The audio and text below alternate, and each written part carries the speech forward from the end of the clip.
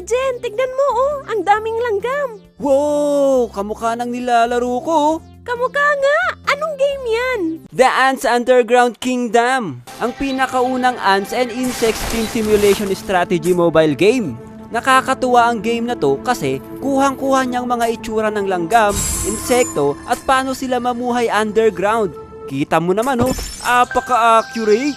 Tara, explore natin yung mga klase ng langgam. Uy, si Gold Armor. Dito, makikita ang mga combat skills at wiki ng bawat species. Based talaga to sa real life, kaya nga astig. Tulad nito, si Dark Giant, combat skill, Counter Strike, scientific name, Essiton Rapax. Sa mga insekto naman, ayan may Jumping Spider, Orchid Mantis, Scorpion, Giant Mantis at marami pang iba. Mag-e-enjoy ka dito dahil may forming ant army, invading other homes, getting resources from the invasion at pwede ka ring sumali sa alliance. Matry nga yan. Sige, itry mo na i-download ang Ants Underground Kingdom. Nasa description lang ang link. Makakakuha kayo ng libreng 100 rows at may redeem code pa. Jen!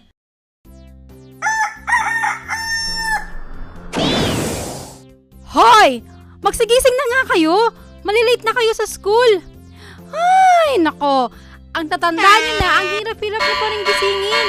Nagsitubuan na lahat ng buhok nyo sa katawan para pa rin kayong kapapanganak lang kung umasta. Anong ulam, ma? Ay, bumangon ka kaya dyan para makita mo dun. Ay, gulay na naman ng ulam. Mawala na bang ibang ulam? Susme! Namimili pa kayo ng ulam. Huwag nyo kainin yan kung ayaw nyo. Hoy, Jen, ubusin mo yung pagkain mo. Ang dami-dami nagugutom sa mundo. Tapos kayo, sinasayang nyo lang. Ubusin mo yan. Hindi nyo ba alam na pinaghirapan, itanim at ani ng mga magsasaka yan?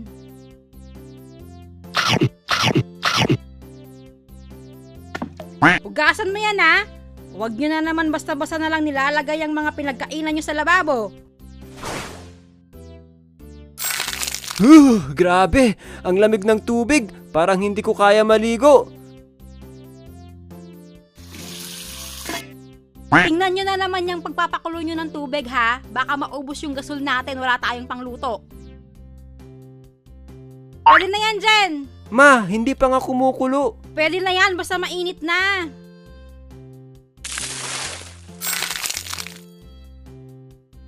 Ma, nakita mo ba yung uniforme ko? Andyan lang yan sa cabinet. Hindi ko makita, ma. Pag yan nakita ko, ha? Ayan hindi ba yan uniforme? Bakit parang wala naman yan kanina nung naghahanap ako? Gamitin nyo kasi yung mata nyo, hindi yung bibig. Puro kayo mama ng mama ng mama. Ma, pengi baon. Baon? Hindi na naman kayo binigyan ng tatay nyo? Wala daw siya maibigay ngayon eh. Oh, ayan, 5 piso. Ma, baka pwede mong dagdagan. Ay, ayan lang ang bibigay ko. Nang panahon nga namin, piso lang baon namin. Maswerte nga kayo ngayon. Sige na ma, kahit piso lang. Ay, anong akala nyo sa akin? Nagkatain ng pera? Bakit ang daming hugasin dito? Wala man lang sa inyo naghugas ng pinggan? Si ate nakatoka dyan ngayon eh. Anong ako? Ako na nga naghugas kahapon. Kayo na dapat dyan. Ah, magkuturuan pa talaga kayo ha? Itapon nyo na lang yung mga hugasin para wala kayong pagkainan. Hoy, maghugas ka na dyan. Tingnan mo, nagagalit na si mama. Puro text at Jolens kasi pinagagawa mo kanini. Bakit ako? Sige na, ikaw na maghugas. Ako na magsasaing. Hoy, saan na naman kayo pupunta? Puro na lang kayo labas ng bahay, hindi kayo mapakali. Puro kayo bulakwal, gabi na kayo kung umuwi. Hay, puro na lang kayo tulog ng tulog. Hindi man lang kayo maglinis ng bahay. Wala na talagang gustong tumulong sa akin sa gawaing bahay. Pag ako namatay, kawawa talaga kayo. Uy, uncle, kayo pala yan. Uy, Jen, kamusta? Ang laki mo na. O eto, bili ka ng pangmerienda mo dyan. Thank you, uncle. Ano yung hawak mo, Jen? Ah, bigay ni uncle. Gusto mo, itago muna natin yan para hindi mo magastos lahat?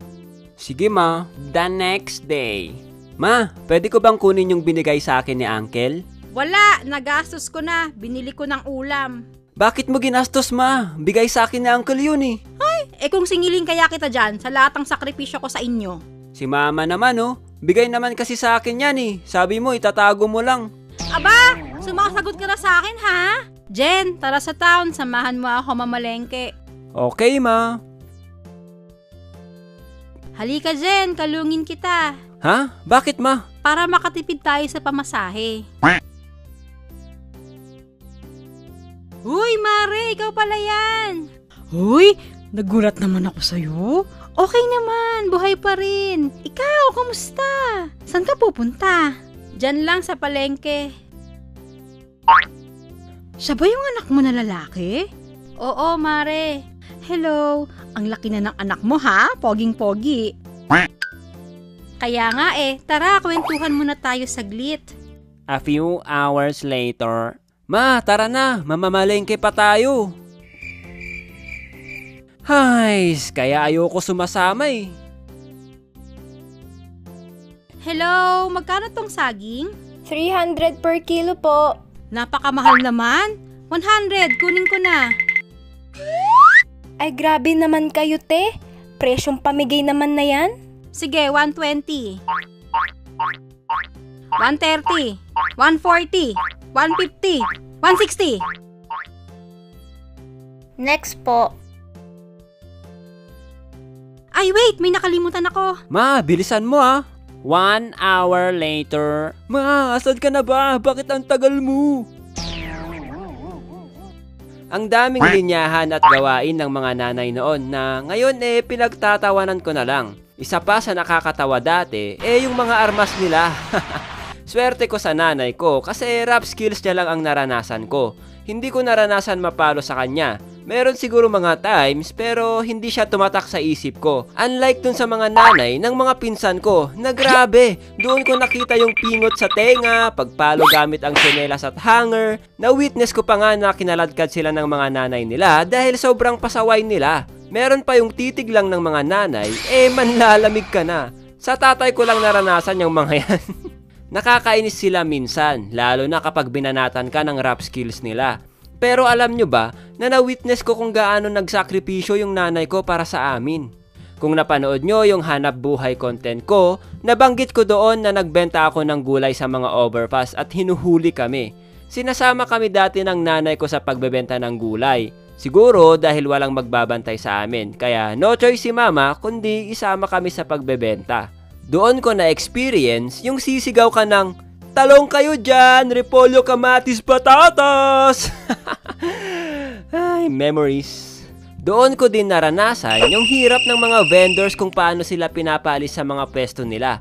Tapos kinukuha pa yung mga tinda nila. Bawal kasi magbenta sa sidewalk at overpass.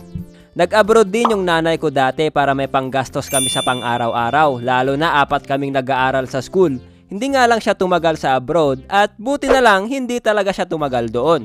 Yun nga lang, hindi naging maganda yung buhay namin. Sobrang hirap pa rin. Grade 5 ako, sinasama ako ng nanay ko sa palengke para maghugas ng carrots. Yun ang naging trabaho niya nung hindi siya bumalik sa abroad. Sinama ako ng mama ko doon para may pangbaon kami sa school. Syempre pumayag din ako kasi pera may pangbaon na. Pero sobrang hirap guys. Buong araw kaming naghuhugas ng carrots doon. Babad yung paa at kamay namin sa tubig tapos sugat-sugat pa yung daliri ko dahil need putulin yung stem ng carrots. Sobrang sakit sa katawan din kasi ang bibigat ng bubuhatin mo doon. Unang araw ko doon, 80 pesos lang yung sahod ko at 300 naman sa mama ko dahil regular siya doon. Tandang-tanda ko yon dahil hindi ko makakalimutan yung experience na yon. Hindi ko lang maisip paano nakakatagal yung mama ko doon. Kapag nakikita kong pagod at masakit ang katawan niya, minamassage ko na lang siya pagkatapos ng work namin. Isa pa sa mga hindi ko makakalimutan, yung nagpabili ako sa kanya ng raketa ng badminton. Pinipilit ko siyang bilhan niya ako ng ganon at lagi niyang sinasabi na mahal yung raketa. Pero dahil nakita niya na gusto kong maglaro nun, binilhan niya ako. Nakita ko yung presyo ng raketa. Mumurahin lang na raketa yung binili niya. Nasa worth 150 pesos lang ata yun. Yung madaling masira na colorful yung string at sobrang nipis.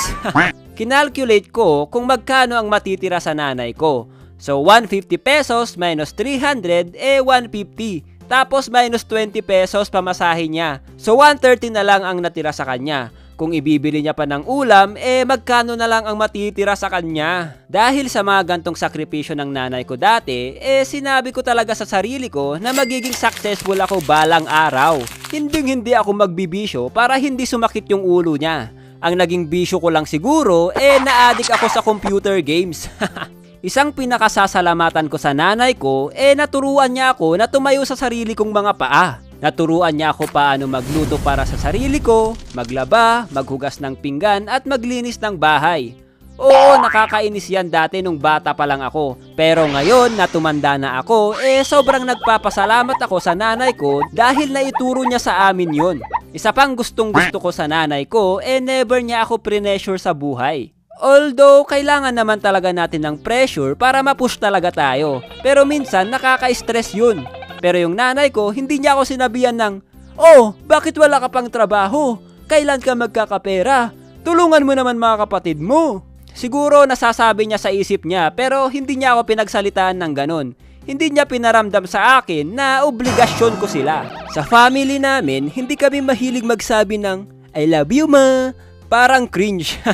Pinapakita na lang namin through actions. Pero testingin natin dito sa video. Alam ko, nanonood yun ng mga videos ko Ma, salamat sa lahat ng sakripisyo mo para sa amin. I love you. Sorry sa lahat ng kasinungalingan ko sa inyo. Lalo na yung paghingi ko ng pera pang computer. Kung tinatanong nyo kung nakakabawi na ba ako sa nanay ko, oo naman, paunti-unti. Nabilhan ko siya ng bagong cellphone. Ako nagbabayad ng internet bill nila sa bahay para makapag-usap-usap pa rin yung family namin kahit wala na kami sa poder nila. Kapag nangangailangan siya ng pera pambayad sa bills tulad ng kuryente, tubig, pampaayos ng eyeglass, pambili ng gamot niya, nakakapagbigay naman tayo guys. Pero wag ka mag-alala ma, pag ako yumaman, may hasyenda ka sa akin. So, ayun lang guys. Thank you sa panonood. Be kind sa nanay nyo. At syempre sa mga nanay din, be kind sa mga anak nyo. Huwag nyo sana silang gawing investment. Yun lang. Bye-bye.